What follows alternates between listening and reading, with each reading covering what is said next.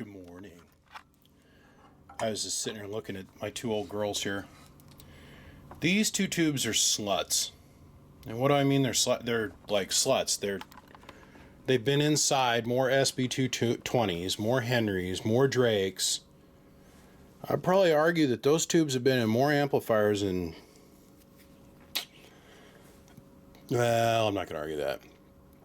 I was thinking I'd make the bold statement of those two tubes have been in more amplifiers than any other set of tubes in history, but I don't know. They've only been in a couple hundred amps. Those are the bench tubes. And I just about lost them on that big red pig I just did because of the way the filament voltage was wired on that thing inappropriately.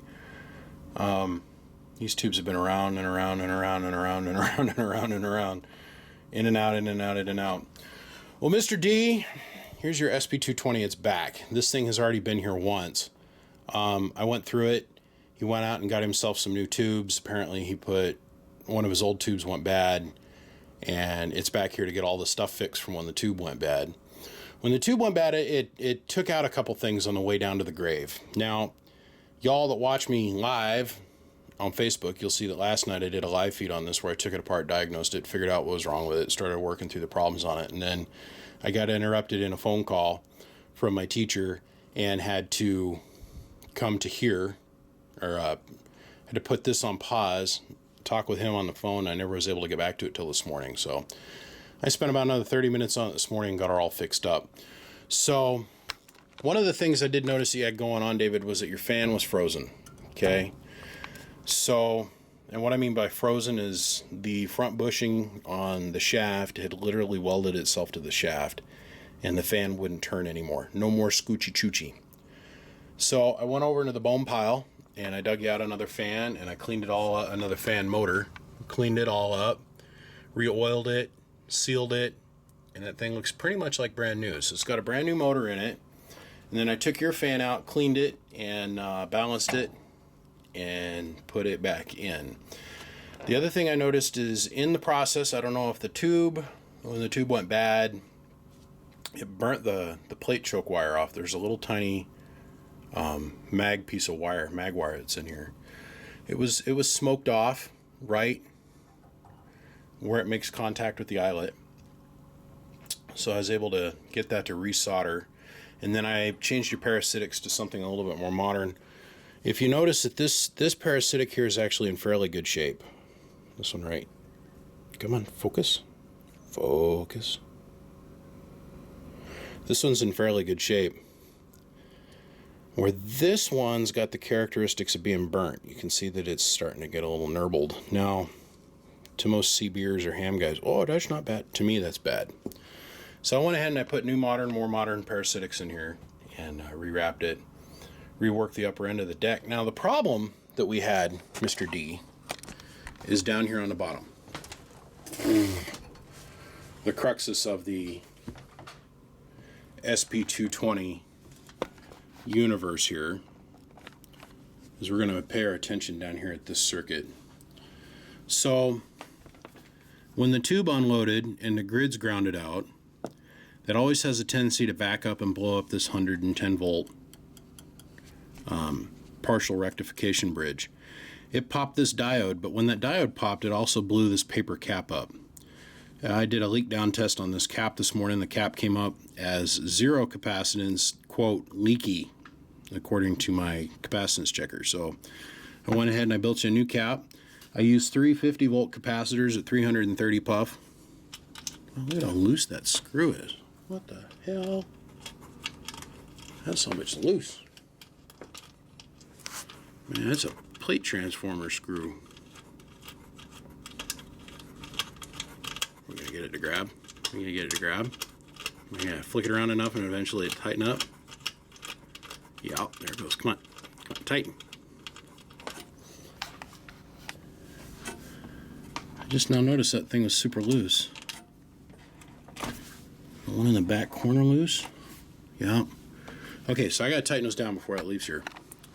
So anyhow, I used 350 volt capacitors at 330 puff a piece. This thing only requires 20 mics worth of capacitance, so we're a little bit above it in its filtration, but the voltage level is right on, so it's not going to hurt nothing.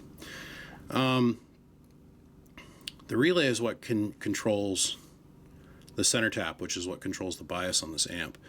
So when the tube went down, the relay, because the circuitry got locked in transmit. Well, moreover, it technically got locked in receive because the relay couldn't move anymore through its motions.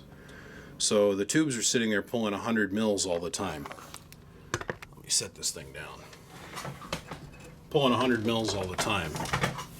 But now that we've got that circuit fixed, everything's back to total normal idle operation. Let's go ahead and kick this on. We've got this on the high volt side, and we're over there around the 3,000 volt range. Please note we're not pulling any kind of plate current at all, or plate amps at all. Oh, plate current, yeah. Step on the pedal, 100 mils. Off the pedal, 0 mils. Tubes are nice and lit. This is a 1,000 watt slug in 5X, so it's reading like a 5,000 watt slug. It's a 1,000 watt slug in average and a 5 watt slug in reverse. Today we're going to use the bench 2 pill as our driver, and we're going to use our 2950 to drive the bench 2 pill. Okay,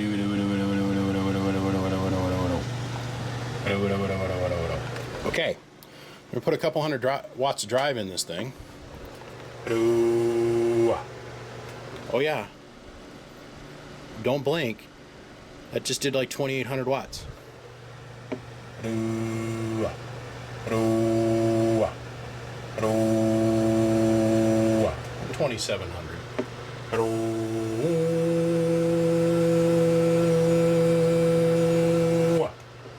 2,700. 800 bird. Done. Thing's all fixed. See what it's doing fully loaded out here. Audio.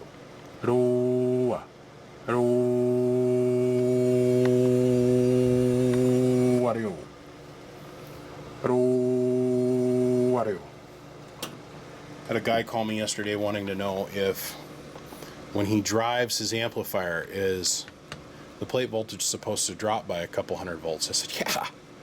He goes, well, that's not right. And I said, yeah, it is. These are unregulated supplies. So the voltage drifts up till the maximum amount on the capacitors till you put a load on it. As soon as the load's presented, it drops down to operating. It wasn't making sense. What the thing came here for originally was that we put a capacitor bank in it. This has got a new capacitor bank in it over here. And I had a couple other little small problems. I'd have to go back and look at the video, but it was just some minor shit. So here it is once again, back here for some really minor shit, but no major parts. Like we didn't have to do the filament transformer. We didn't have to do any of the other garbage. It just took right off and ran. So David, you're off and running. Now, I did have another friend of mine talk to me yesterday. He says, man, when you work with high voltage, you terrify the shit out of me. So what do you mean? He goes, well, you're always sticking your fingers in everything. And I said, am I really? He goes, well, it sure looks that way on camera. So look, I want to show you something. See how I'm pointing at the high voltage area of the deck?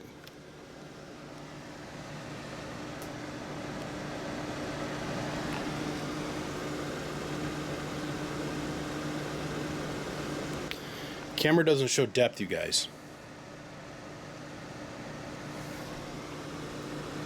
Just saying. Keep that in mind. Remember, if I die, there's one less person that's around to help all you guys, and I try to be safe. Because I'm not afraid of high voltage. I'm terrified of it. It's like the devil's juice, and like all of his little minions are wrapped up inside that cabinet. And if I stick my fingers in there and I touch something, it's not, oops, I got shocked. It's, oops, I'm dead. And I don't want my wife to come out here and find me on the floor, quivering in a pile of my own puke, vomit, and piss. And dead from an exploded heart. So remember,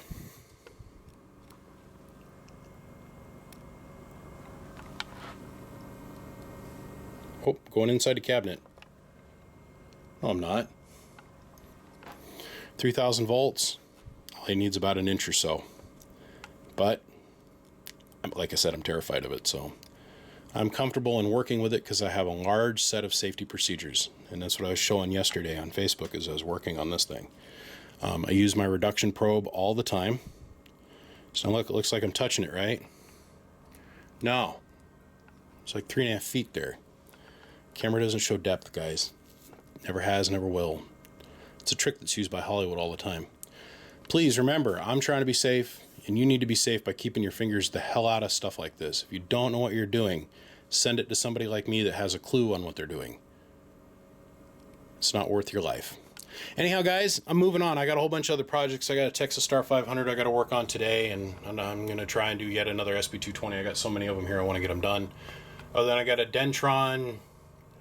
I think it's a Clipperton L, but it's got a 1500 tube in it. So, yeah, on that note, guys, I'll see you on the next one, and I appreciate your all support. And if this is your first time watching my channel, please, for the love of God, click the subscribe button. I'll see you guys. Bump, bump from the biggest mud duck in Idaho. Bye-bye.